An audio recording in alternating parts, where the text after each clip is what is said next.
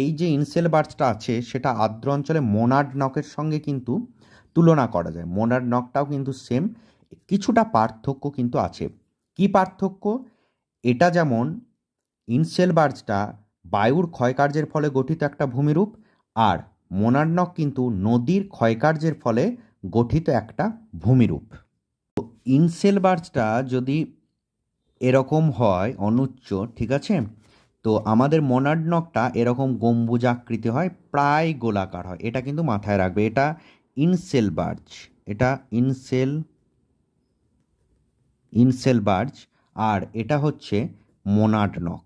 তো দুটোর একটু গঠনগত পার্থক্য আছে। তো আমার আর একটা ভিডিও করা আছে যেখানে দেখবে প্রশ্ন উত্তর দেওয়া আছে, শুধু পার্ট 2 বলে দেওয়া আছে, বহির্জাত প্রক্রিয়া তাদের সৃষ্টিভূমি থেকে পার্ট 2 বলে।